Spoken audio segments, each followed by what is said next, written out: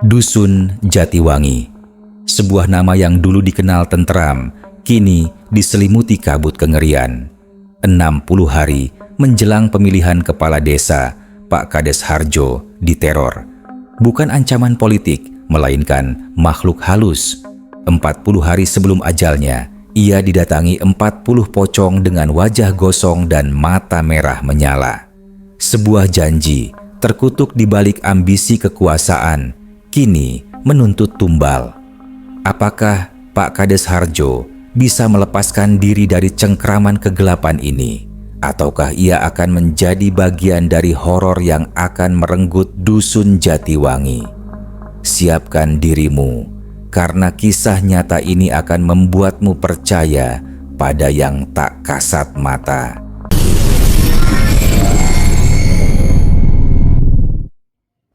Dusun Jatiwangi, sebuah permukiman terpencil yang dikelilingi rimbunnya hutan jati, selalu diselimuti aura mistis. Malam itu, pada tanggal 15 Juni 2025, keheningan pecah oleh lolongan anjing yang panjang dan memilukan. Suara itu bukan lolongan biasa, melainkan ringisan pilu yang seolah membawa firasat buruk. Di tengah pekatnya malam tanpa bulan, hanya rembulan sabit tipis yang sesekali menampakkan diri di balik awan hitam, menerangi jalan setapak berbatu di depan rumah Mbah Pawiro, juru kunci sekaligus sesepuh dusun. Mbah Pawiro dengan rambut putih memanjang dan sorot mata tajam yang menembus kegelapan, merasakan getaran energi negatif yang kuat. Ia tahu sesuatu yang tidak beres akan terjadi. Di sisi lain dusun, Pak Kades Harjo, seorang pria paruh-baya dengan perawakan tegap dan senyum ramah yang selalu mengembang, terbangun dari tidurnya. Keringat dingin membasahi sekujur tubuhnya, bukan karena gerah, melainkan karena mimpi buruk yang baru saja ia alami. Dalam mimpinya, ia melihat dirinya dikelilingi puluhan sosok berjubah putih kusam dengan wajah gosong dan mata merah menyala. Sosok-sosok itu yang tak lain adalah pocong, melayang di sekelilingnya, membisikkan janji kekuasaan dan kekayaan, namun dengan harga yang teramat mahal. Pak Kades Harjo mengusap wajahnya kasar, mencoba mengusir bayangan mengerikan itu. Ia meyakinkan dirinya bahwa itu hanya bunga tidur, efek kelelahan akibat persiapan pemilihan kepala desa, Pilkades, yang semakin dekat. Pilkades Dusun Jatiwangi memang tinggal 40 hari lagi. Atmosfer politik memanas dengan Pak Kades Harjo sebagai petahana melawan dua kandidat lain yang juga tak kalah kuat. Dukungan masyarakat terpecah dan Pak Kades Harjo merasakan tekanan besar. Ia ingin sekali lagi memimpin dusun ini, melanjutkan program-programnya yang belum tuntas, dan membawa Jatiwangi menuju kemajuan. Namun, di balik ambisi itu, tersimpan rahasia kelam yang menggerogoti jiwanya. Keesokan harinya, pagi yang cerah tak mampu menghalau kegelisahan di hati Pak Kades Harjo. Ia mencoba bersikap biasa, menyapa warganya dengan senyum seperti biasa. Namun, ada sesuatu yang berbeda di matanya. Sorot mata yang dulu ramah kini terlihat lebih redup, seolah menyimpan beban berat.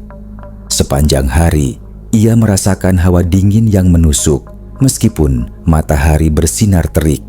Sesekali, ia mencium aroma aneh, perpaduan bau tanah basah dan kembang melati yang menyengat, aroma yang kerap dikaitkan dengan kehadiran makhluk astral. Sore harinya, saat Pak Kades Harjo sedang bersantai di teras rumahnya, ia melihat seekor burung hantu bertengger di pohon nangka di halaman. Burung hantu itu menatapnya lekat-lekat dengan mata bulat kuning menyala, seolah menyampaikan pesan. Firasat buruk semakin kuat.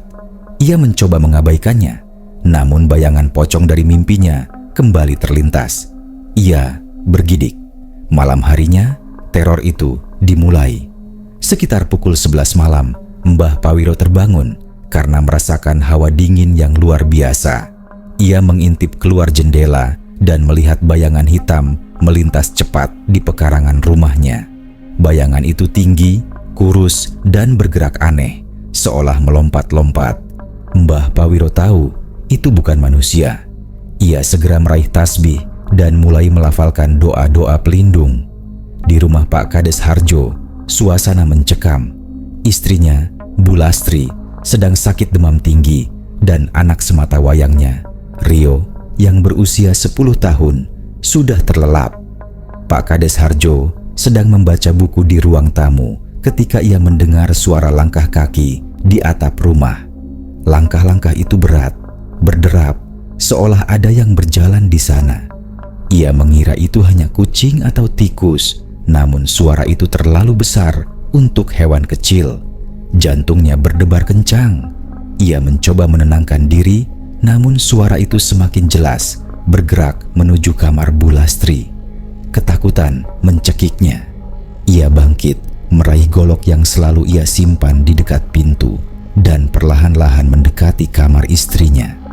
Pintu kamar sedikit terbuka, dan dari celah itu ia melihat bayangan putih kusam melayang di atas tubuh Bu Lastri. Bayangan itu samar, namun bentuknya jelas. Sosok terbungkus kain kafan. Mata Pak Kades Harjo membelalak. Keringat dingin membasahi tubuhnya. Ia ingin berteriak, namun suaranya tercekat. Sosok itu perlahan mendekat, seolah ingin menyentuh istrinya. Dengan sisa keberanian yang ada, Pak Kades Harjo melompat maju, mengayunkan goloknya ke arah bayangan itu. Goloknya menembus hampa. Sosok itu lenyap, seolah menguap di udara. Nafas Pak Kades Harjo terengah-engah. Ia memeriksa Bu Lastri yang masih terlelap dalam demamnya. Tidak ada jejak, tidak ada bekas, seolah apa yang ia lihat hanya ilusi. Namun, ia tahu itu bukan ilusi. Ia merasakan energi dingin yang tersisa di ruangan itu. Teror itu nyata, dan ia tahu ini baru permulaan dari 40 hari yang mengerikan. Pagi setelah kejadian mencekam itu, Pak Kades Harjo terbangun dengan tubuh terasa remuk redam. Lingkaran hitam pekat terpampang jelas di bawah matanya, tanda semalam ia tak bisa memejamkan mata sedikit pun. Ingatan tentang sosok pocong di kamar istrinya masih melekat kuat, menghantui setiap sudut pikirannya. Ia mencoba meyakinkan dirinya bahwa itu hanya halusinasi akibat kelelahan dan tekanan pil Kades. Namun, getaran ketakutan di dalam dadanya berkata lain. Ia tahu ada sesuatu yang sedang mengintai, sesuatu yang berhubungan dengan ambisinya untuk kembali menjabat sebagai kepala desa. Bu Lastri, istrinya, masih demam, namun kondisinya sedikit membaik. Rio, anaknya, tampak ceria seperti biasa, tanpa menyadari teror yang baru saja melanda rumah mereka. Pak Kades Harjo merasa bersalah karena telah membawa keluarganya ke dalam bahaya yang tidak mereka pahami. Ia tahu ia harus melindungi mereka, apapun risikonya. Sepanjang hari itu, Pak Kades Harjo mencoba mencari tahu apa yang sebenarnya terjadi. Ia bertanya kepada beberapa warga tentang kejadian aneh di dusun, namun tidak ada yang melaporkan hal serupa. Semua tampak normal, seolah kejadian semalam hanya ia yang mengalaminya. Hal itu justru menambah kebingungannya. Apakah ia sudah gila? Atau apakah teror ini hanya menargetkan dirinya? Sore harinya, saat Pak Kades Harjo sedang meninjau proyek perbaikan jalan dusun, ia merasakan tatapan tajam dari balik semak-semak. Ia menoleh, namun tidak ada siapa-siapa. Hanya semilir angin yang menggoyangkan dedaunan. Ia mencoba mengabaikannya, namun perasaan tidak nyaman itu terus menghantuinya. Ia merasa diawasi, setiap gerak-geriknya diawasi oleh entitas tak kasat mata. Malam harinya, Pak Kades Harjo memutuskan untuk tidak tidur. Ia duduk di ruang tamu dengan golok di sampingnya, berjaga-jaga.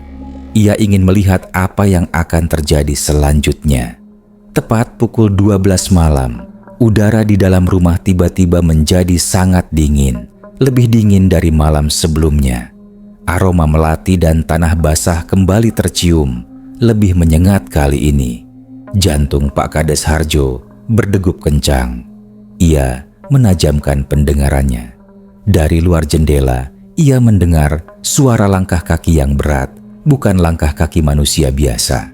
Suara itu berderap di halaman, semakin mendekat ke arah rumah.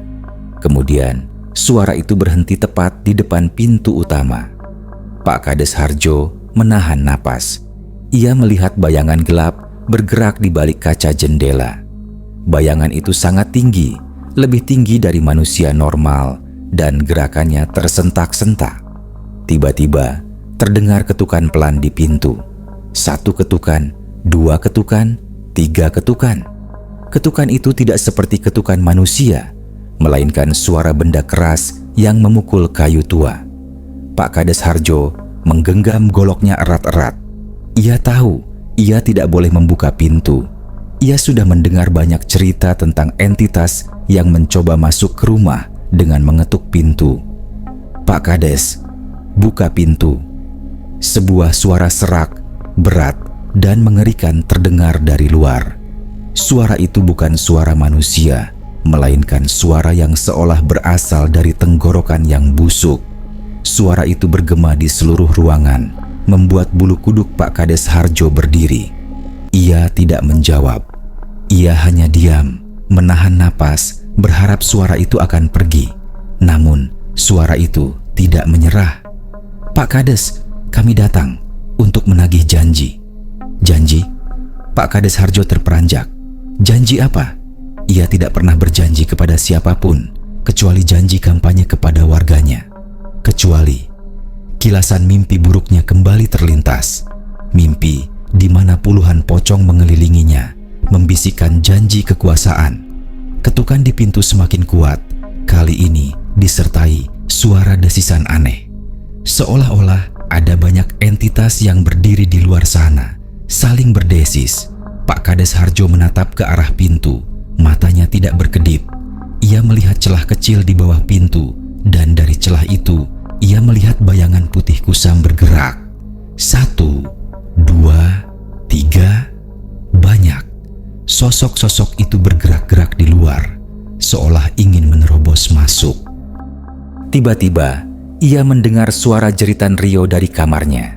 Jeritan ketakutan yang membuat jantung Pak Kades Harjo seolah berhenti berdetak. Ia lupa akan ketakutan di depan pintu. Ia segera berlari menuju kamar Rio. Ketika ia masuk, ia melihat Rio meringkuk di sudut tempat tidur, gemetaran.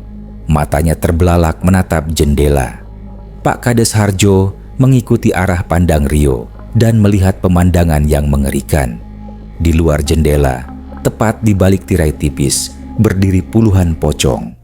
Mata mereka merah menyala dan wajah mereka gosong, menghitam, dengan senyum mengerikan yang memperlihatkan deretan gigi runcing. Jumlah mereka sangat banyak, seolah memenuhi seluruh halaman. Pak Kades Harjo tersentak mundur. Mimpi buruknya menjelma menjadi kenyataan. Ini bukan ilusi, ini bukan halusinasi, ini adalah teror yang nyata. Dan mereka datang untuk menagih janji. Janji yang pernah ia ucapkan dalam keputusasaan, dalam ambisi buta, demi meraih kekuasaan. Rio menangis histeris. Ayah, takut ada banyak hantu.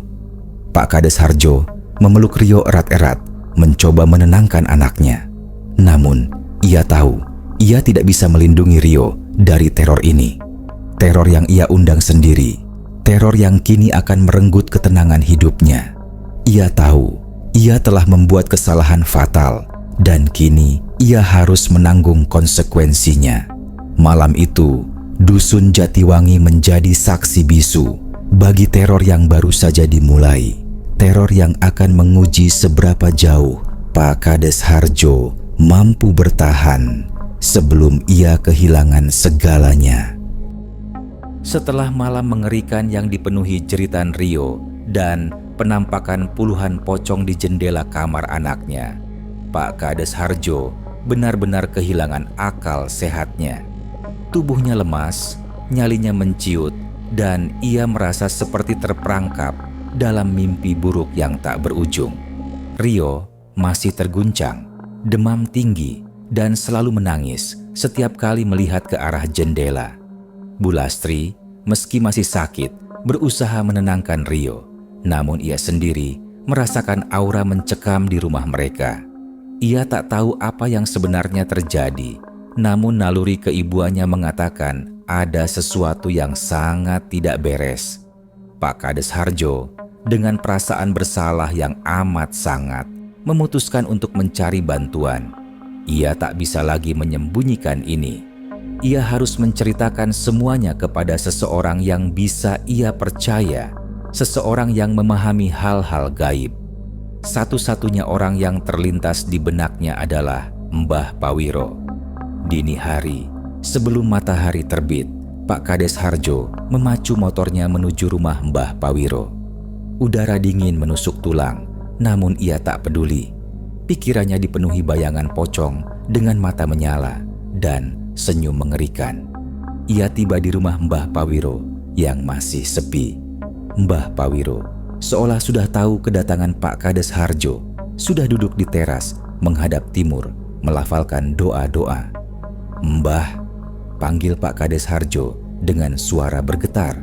Mbah Pawiro menoleh, tatapannya tenang namun tajam. "Sudah Mbah duga, kamu akan datang Harjo.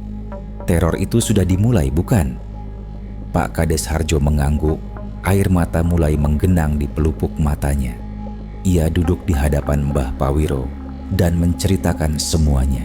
Dari mimpi buruknya, penampakan pocong di kamar Bu Lastri, suara ketukan di pintu, hingga penampakan puluhan pocong di jendela kamar Rio. Ia menceritakan setiap detail, setiap detik ketakutan yang ia alami. Mbah Pawiro mendengarkan dengan seksama, sesekali mengangguk. Setelah Pak Kades Harjo selesai bercerita, Mbah Pawiro menarik napas panjang. "Harjo, apakah kamu pernah berjanji kepada sesuatu yang bukan manusia? Sebuah perjanjian demi kekuasaan?" Pertanyaan Mbah Pawiro menusuk tepat ke ulu hati Pak Kades Harjo. Wajahnya pucat pasi. Ia menunduk, tak sanggup menatap mata Mbah Pawiro. "Maafkan saya Mbah, saya khilaf." Mbah Pawiro menghela napas. "Jadi benar, kamu mengikat perjanjian dengan makhluk pesugihan, Harjo, untuk Pilkades." Pak Kades Harjo tidak bisa lagi menahan diri. Air matanya tumpah. Ia menceritakan semua. Bagaimana beberapa bulan yang lalu, saat ia merasa terdesak karena dukungan yang terpecah, ia mendengar bisikan dari seorang kenalan tentang pesugihan pocong. Sebuah pesugihan yang katanya bisa memberinya kekuasaan mutlak asalkan ia mau menumbalkan sesuatu. Dengan pikiran kalut dan ambisi yang membara, ia mendatangi dukun di luar dusun. Dukun itu menjelaskan bahwa pesugihan ini mengharuskan ia menyerahkan sebagian cahaya dari keluarganya sebagai imbalan untuk cahaya yang akan ia dapatkan dalam bentuk kekuasaan. Semakin besar ambisinya, semakin besar pula pengorbanan yang diminta. Ia diminta menyiapkan kain kafan dan beberapa benda pusaka yang kemudian akan dirasuki oleh arwah yang terikat pada dukun tersebut. Setelah itu, ia diminta mengucapkan janji untuk mengabdi pada mereka selama masa jabatannya, dan sebagai gantinya, ia akan mendapatkan kemenangan mutlak dalam Pilkades. Saya hanya berpikir itu metafora, Mbah. Saya tidak pernah membayangkan mereka benar-benar akan datang menagih, rintih Pak Kades Harjo. Saya hanya ingin menang, Mbah. Saya ingin melanjutkan pembangunan dusun ini. Mbah Pawiro menatap Pak Kades Harjo dengan tatapan prihatin. Pesugihan tidak pernah memberikan kebaikan, Harjo. Mereka hanya memberi janji palsu dan mengambil segalanya darimu. Cahaya yang mereka ambil dari keluargamu itu adalah kesehatan, ketenangan, dan bahkan jiwa mereka. Lalu, kenapa mereka datang sekarang, Mbah? Tanya Pak Kades Harjo, bingung. Kenapa 40 hari sebelum Pilkades? Mereka datang untuk menagih janji awalmu Harjo, jawab Mbah Pawiro. 40 hari adalah hitungan mereka. Itu adalah tanda bahwa mereka akan segera mengambil yang menjadi hak mereka dan mempersiapkanmu untuk menjadi boneka mereka sepenuhnya. Pak Kades Harjo merinding. Apa yang harus saya lakukan, Mbah? Mereka mengincar keluarga saya. Saya melihat mereka mengincar istri dan anak saya. Mbah Pawiro memejamkan mata sejenak, kemudian membukanya kembali. Ada dua pilihan, Harjo. Pertama, kamu batalkan janji itu. Tapi risikonya sangat besar. Mereka akan murka dan mungkin akan mengambil nyawamu. Kedua, kamu melanjutkan perjanjian, tapi kamu harus siap kehilangan semua yang kamu cintai. Pak Kades Harjo terdiam. Pilihan itu terlalu berat. Ia mencintai keluarganya lebih dari apapun. Namun, ambisi kekuasaan juga sudah merasuki jiwanya. Ia terjebak dalam dilema yang mengerikan. Mbah, bisakah saya melawan mereka? Tanya Pak Kades Harjo penuh harap. Melawan mereka itu sulit, Harjo, tapi tidak mustahil, kata Mbah Pawiro. Namun, kamu harus memiliki tekad yang kuat dan siap menghadapi segala konsekuensinya. Ini bukan hanya tentang dirimu, ini juga tentang Dusun Jatiwangi. Jika kamu menjadi boneka mereka, maka seluruh dusun akan berada dalam bahaya. Pak Kades Harjo menatap Mbah Pawiro. Ia tahu ia harus berjuang, bukan hanya untuk dirinya, tapi untuk keluarganya dan untuk Dusun Jatiwangi. Ia harus membatalkan perjanjian mengerikan itu, apapun risikonya. Saya akan melawan mereka, Mbah. Tolong bantu saya. Mbah Pawiro mengangguk perlahan. Baiklah, Harjo. Tapi ingat, jalan ini tidak mudah. Kamu akan menghadapi teror yang lebih mengerikan dari yang sudah kamu alami. Mereka tidak akan membiarkanmu pergi begitu saja. Pak Kades Harjo mengangguk mantap, meskipun ketakutan masih merayap di setiap sendinya. Ia tahu ia telah membuka kotak Pandora, dan kini ia harus menghadapi segala isinya. Perjalanan 40 hari ke depan akan menjadi pertarungan hidup dan mati. Pertarungan antara dirinya melawan kegelapan yang telah ia undang. Keputusan Pak Kades Harjo untuk membatalkan perjanjian dengan pesugihan pocong adalah langkah berani yang sekaligus mengundang murka para entitas kegelapan. Mbah Pawiro yang sudah berpengalaman menghadapi hal-hal gaib menyadari bahwa pertarungan ini tidak akan mudah. Ia segera mempersiapkan Pak Kades Harjo secara mental dan spiritual. Pak Kades Harjo harus menjalani serangkaian ritual pembersihan diri, membaca doa-doa khusus, dan menghindari segala bentuk godaan yang mungkin datang dari makhluk halus. Namun, semua itu hanyalah persiapan awal. Pertarungan sesungguhnya akan terjadi dalam 40 hari ke depan, semakin dekat dengan hari Pilkades. Teror itu semakin menjadi-jadi. Sejak Pak Kades Harjo menyatakan niatnya untuk membatalkan perjanjian, serangan dari pocong-pocong itu semakin intens dan brutal. Setiap malam, tak ada lagi ketenangan di rumah Pak Kades Harjo. Keringat dingin dan ketakutan menjadi teman setianya. Pada malam kelima setelah pengakuannya kepada Mbah Pawiro, saat jam menunjukkan pukul 1 dini hari, suara-suara aneh mulai terdengar dari luar rumah. Bukan lagi ketukan pelan, melainkan suara gesekan kain kafan yang kasar, seolah puluhan sosok bergerak bersamaan di halaman. Aroma melati busuk dan tanah basah yang menyengat memenuhi udara membuat kepala Pak Kades Harjo pusing. Rio, yang kini selalu tidur di kamar orang tuanya, terbangun dan mulai menangis. Bu Lastri memeluknya erat, sementara Pak Kades Harjo mencoba menenangkan mereka. Namun, suara di luar semakin keras, disertai bisikan-bisikan serak yang tak jelas artinya, namun penuh ancaman. Harjo, kamu tidak bisa lari. Kami akan menagih jiwamu." Bisikan itu terdengar seperti suara yang berasal dari dalam sumur tua yang kosong, mengerikan dan menggema. Pak Kades Harjo melihat ke arah jendela. Tirai tebal yang sengaja ia pasang tidak mampu menyembunyikan bayangan-bayangan yang menari-nari di luar. Bayangan-bayangan itu tinggi, kurus, dan bergerak tidak beraturan, seperti boneka yang digerakkan oleh benang tak terlihat. Ia tahu itu adalah kumpulan pocong yang datang untuk menagih janji. Tiba-tiba, kaca jendela kamar mereka bergetar hebat, seolah ada yang mencoba mendobrak dari luar. Suara benturan keras terdengar dan retakan mulai menjalar di permukaan kaca. Rio menjerit ketakutan dan Bu Lastri memeluk anaknya semakin erat.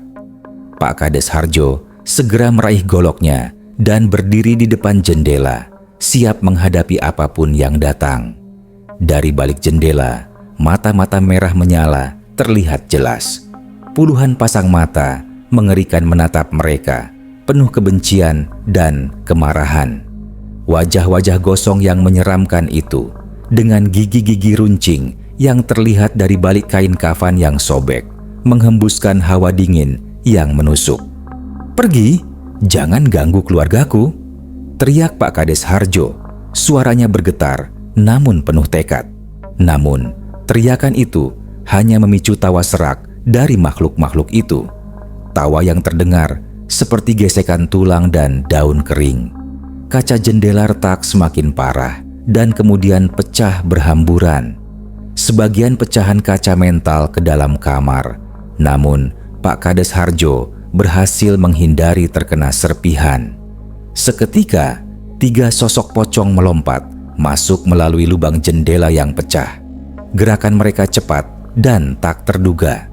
Pak Kades Harjo tidak punya waktu untuk berpikir. Dengan sisa-sisa keberaniannya, ia mengayunkan goloknya. Golok itu menembus tubuh pocong pertama, namun tidak ada efeknya. Sosok itu hanya melayang melewatinya, seolah tidak tersentuh. Pak Kades Harjo merasakan hawa dingin yang luar biasa saat pocong itu melintasinya, diikuti aroma busuk yang menyengat. Pocong-pocong itu tidak menyentuhnya secara fisik, namun mereka mencoba menyerang mental dan spiritual. Mereka melayang di sekelilingnya, membisikkan kata-kata ancaman, menghembuskan hawa dingin, dan memancarkan aura ketakutan yang luar biasa. Rio dan Bu Lastri berteriak histeris, membuat Pak Kades Harjo semakin panik. "Mbah Pawiro, tolong!" teriak Pak Kades Harjo dalam hati. Tiba-tiba, dari luar rumah, terdengar suara Mbah Pawiro yang melafalkan doa-doa dengan lantang. Suara itu, meski tidak keras, memiliki kekuatan yang luar biasa. Setiap kali Mbah Pawiro melafalkan doa, pocong-pocong di dalam kamar Pak Kades Harjo tampak terganggu. Gerakan mereka menjadi lebih gelisah dan desisan mereka semakin keras. Salah satu pocong mencoba mendekati Rio. Tangannya yang gosong terulur ke arah anak itu. Pak Kades Harjo tidak akan membiarkannya. Ia menghantamkan goloknya ke arah pocong itu. Kali ini disertai tekad yang bulat dan amarah yang membara. Goloknya kembali menembus. Namun kali ini, pocong itu mundur sedikit, seolah terdorong oleh kekuatan tak kasat mata. Itu adalah tanda. Kekuatan doa Mbah Pawiro dan tekad Pak Kades Harjo mulai berefek. Mbah Pawiro terus melafalkan doa-doa dengan suara mantap, mengelilingi rumah Pak Kades Harjo. Di setiap sudut, ia menaburkan garam dan beras kuning yang sudah didoakan. Aura negatif di sekitar rumah perlahan-lahan mulai berkurang. Pocong-pocong di dalam kamar Pak Kades Harjo semakin gelisah. Mereka berdesis marah, seolah merasa terancam. Perlahan tapi pasti, pocong-pocong itu mulai mundur. Mereka melayang keluar melalui lubang jendela yang pecah, bergabung dengan puluhan pocong lainnya di halaman. Kumpulan pocong itu tampak marah, namun mereka tidak lagi berani mendekat. Mereka hanya berdiri di kejauhan, menatap rumah Pak Kades Harjo dengan mata merah menyala, seolah menyimpan dendam kesumat. Kemudian, dengan suara desisan panjang, kumpulan pocong itu mulai bergerak mundur, melayang menjauh ke arah hutan jati, menghilang di kegelapan malam. Pak Kades Harjo roboh ke lantai, tubuhnya lemas. Keringat bercucuran dari seluruh tubuhnya. Ia berhasil melewati malam mengerikan itu. Namun, ia tahu ini hanyalah awal dari pertarungan. Pocong-pocong itu tidak akan menyerah begitu saja. Mereka akan kembali, mungkin dengan cara yang lebih licik dan brutal. Waktu 40 hari itu terasa semakin singkat, dan Pak Kades Harjo harus siap menghadapi segala kemungkinan yang akan terjadi. Setelah malam yang mengerikan di mana Pak Kades Harjo bersama Mbah Pawiro berhasil mengusir puluhan pocong, suasana di Dusun Jatiwangi kembali diselimuti ketegangan. Pak Kades Harjo tahu ini hanyalah jeda. Para pocong itu tidak akan menyerah begitu saja. Mereka akan kembali dengan kekuatan yang lebih besar, dan kali ini mungkin tidak ada yang bisa menghentikan mereka. Setiap detik terasa seperti ancaman, setiap bayangan adalah potensi bahaya. Waktu 40 hari yang tersisa menuju Pilkades terasa semakin sempit, seolah jarum jam berputar lebih cepat, mendekatkan Pak Kades Harjo pada takdir yang mengerikan. Kondisi Rio semakin mengkhawatirkan.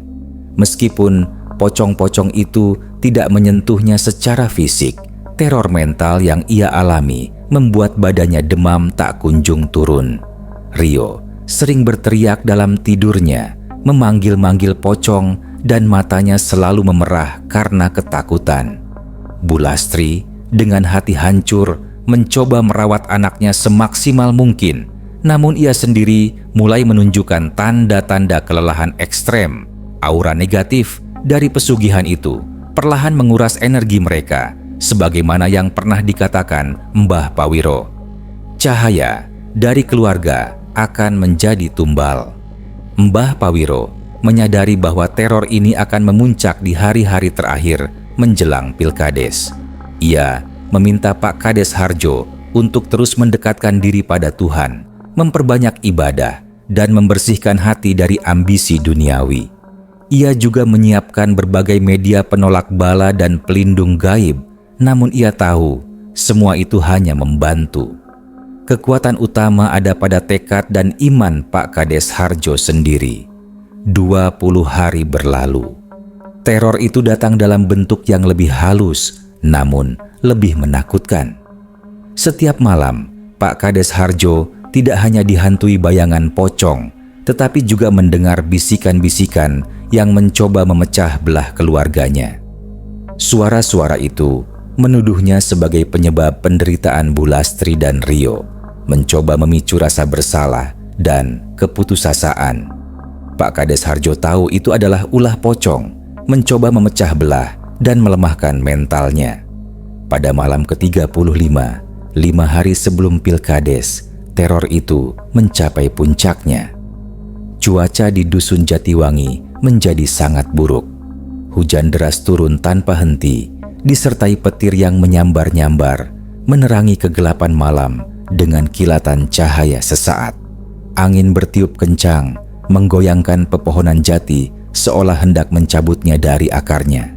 Di tengah badai itu, terdengar suara lolongan anjing yang memilukan dari segala penjuru dusun. Suara itu bukan lagi ringisan pilu biasa, melainkan jeritan kesakitan yang menyayat hati, seolah ribuan anjing sedang disiksa. Aura mencekam melingkupi seluruh Dusun Jatiwangi. Warga takut untuk keluar rumah, hanya bisa bersembunyi di balik pintu dan jendela, berdoa agar badai dan teror itu segera berakhir. Di rumah Pak Kades Harjo, hawa dingin yang luar biasa menerobos masuk, seolah-olah suhu ruangan turun drastis dalam sekejap. Aroma melati busuk dan tanah basah kini bercampur dengan bau anyir darah dan daging busuk yang sangat menyengat, membuat perut Pak Kades Harjo mual. Tiba-tiba, suara dentuman keras terdengar dari luar rumah, seolah ada benda besar yang dihantamkan ke dinding. Lalu, terdengar suara retakan di dinding, dan perlahan-lahan retakan itu semakin membesar, membentuk lubang.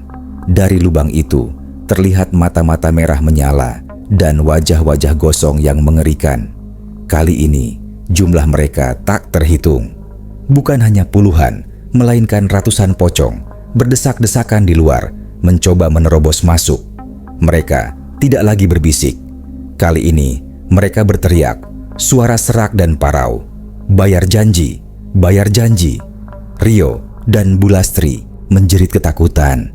Rio gemetaran di pelukan ibunya, dan Bulastri tak sanggup lagi menahan air matanya. Pak Kades Harjo berdiri di depan mereka, memegang goloknya erat-erat, namun ia tahu ia tidak akan bisa melawan sebanyak itu. Pocong-pocong itu mulai merangsek masuk melalui lubang di dinding. Gerakan mereka cepat, seolah melayang di udara. Pak Kades Harjo mengayunkan goloknya, namun tak ada satupun yang bisa ia sentuh. Mereka menembus tubuhnya, menghembuskan hawa dingin, dan mencoba menarik Pak Kades Harjo ke arah lubang. "Ayah, jangan tinggalkan Rio," jerit Rio yang tiba-tiba merasa tubuhnya ditarik oleh kekuatan tak kasat mata. Rio melayang di udara dan wajahnya mulai pucat pasi. Pak Kades Harjo panik. Ia tahu pocong-pocong itu mengincar anaknya. Mereka ingin mengambil jiwa Rio sebagai tumbal. Ia tidak akan membiarkannya. "Tidak, ambil aku, jangan anakku," teriak Pak Kades Harjo dengan seluruh kekuatan yang tersisa. Ia memejamkan mata, memohon ampunan kepada Tuhan atas kesalahannya, dan berserah diri. "Ambil aku, jangan mereka." Seketika, pocong-pocong itu berhenti. Aura dingin yang menusuk perlahan-lahan mulai berkurang. Tubuh Rio yang melayang kembali mendarat di lantai. Rio dan Bulastri memeluk Pak Kades Harjo erat-erat, menangis. Pocong-pocong itu menatap Pak Kades Harjo. Mata mereka masih merah menyala, namun kali ini ada sesuatu yang berbeda dalam sorot mata mereka, seolah mereka sedang mempertimbangkan sesuatu. Kemudian, suara serak yang memimpin kelompok pocong itu berbisik, "Kau yakin ingin menyerahkan dirimu, Harjo?" Pak Kades Harjo mengangguk meskipun tubuhnya gemetar hebat. "Ya, ambil aku, jangan sentuh keluargaku." Para pocong itu saling berdesis, seolah berdiskusi. Lalu, dengan gerakan serempak, mereka mulai mundur. Mereka melayang keluar dari lubang di dinding dan kembali ke kegelapan malam, menghilang bersamaan dengan badai yang perlahan-lahan mereda. Pak Kades Harjo roboh ke lantai, tubuhnya lemas. Bulastri dan Rio memeluknya. Mereka selamat. Namun, Pak Kades Harjo tahu ia telah membuat perjanjian baru. Ia telah menawarkan dirinya sebagai pengganti, dan ia tahu hari Pilkades, hari ke-40, akan menjadi hari penentuan takdirnya. Ia tidak tahu apa yang akan terjadi padanya, namun ia merasa lega karena keluarganya selamat. Pengorbanannya, ia berharap, tidak akan sia-sia. Pagi Pilkades Dusun Jatiwangi tiba. Langit cerah, seolah menghapus jejak badai dan teror semalam.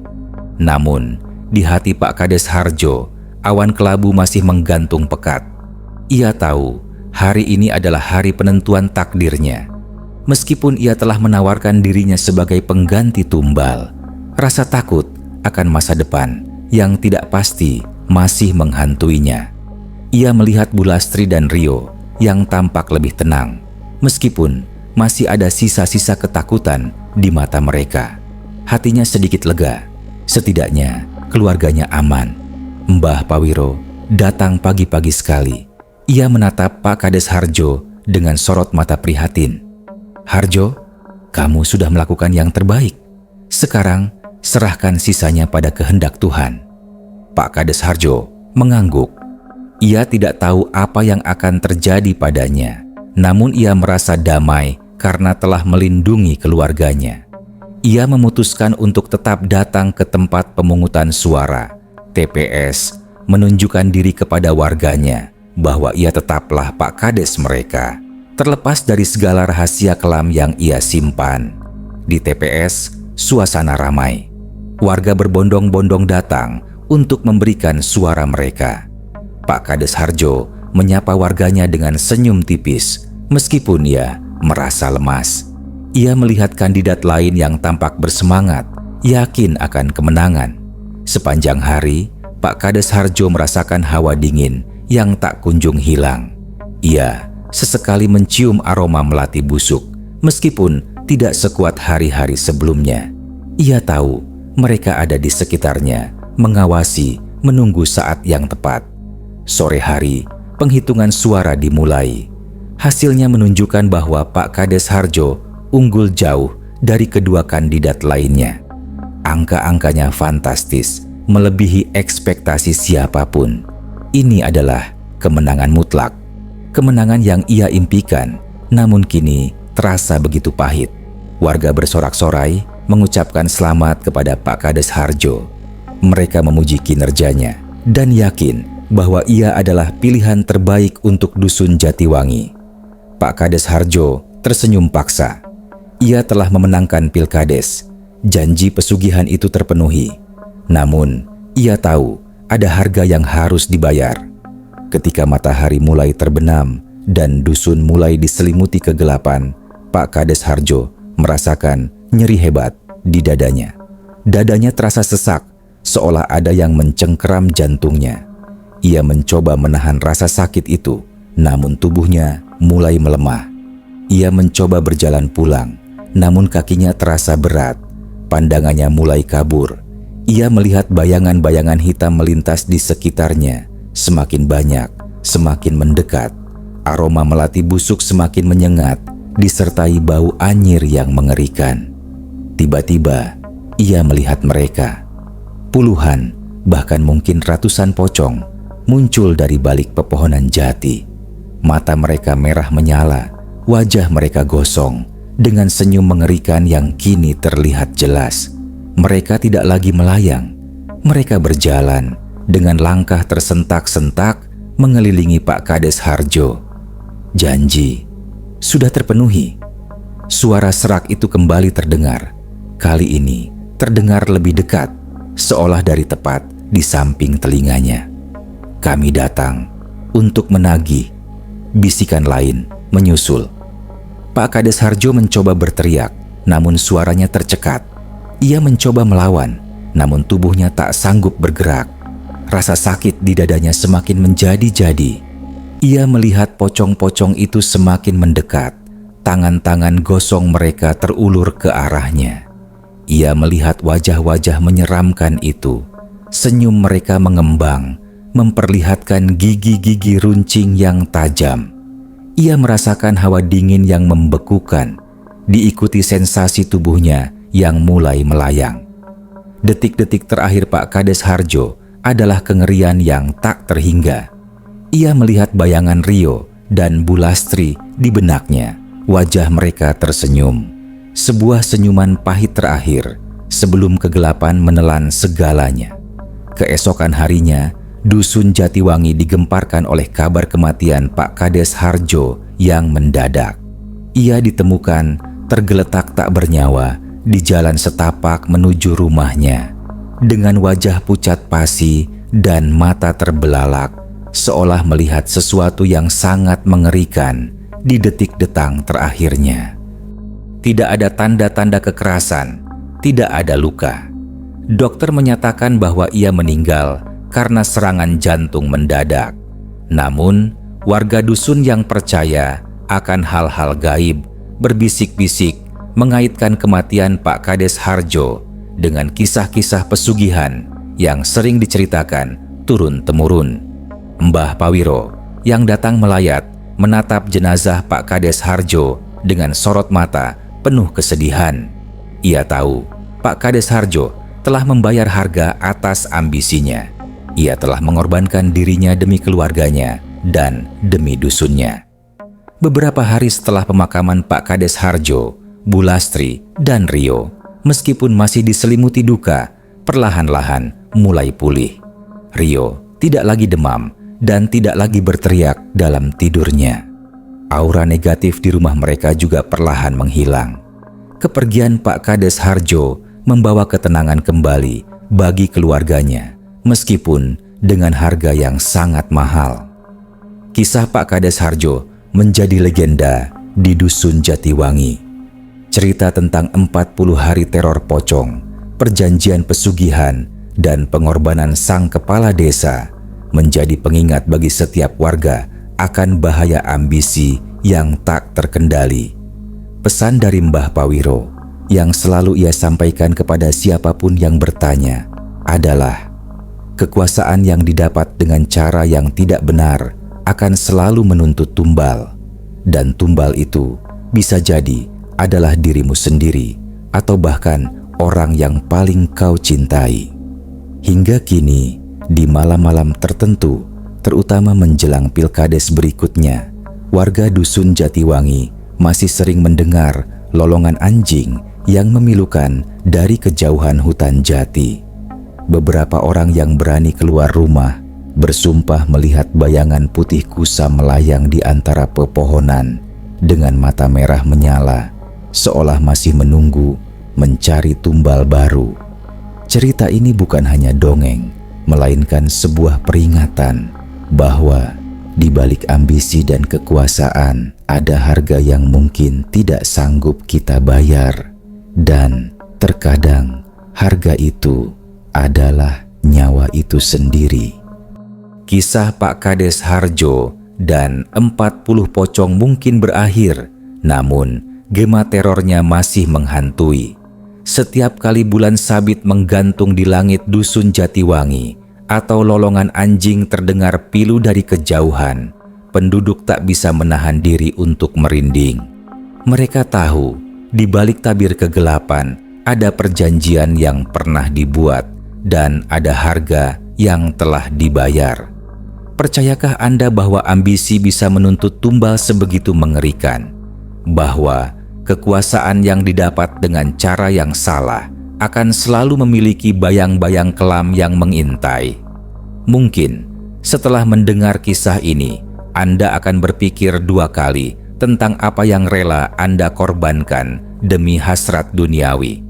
Karena di Jatiwangi, dan mungkin juga di tempat lain yang tak terduga, kisah horor misteri ini lebih dari sekadar cerita.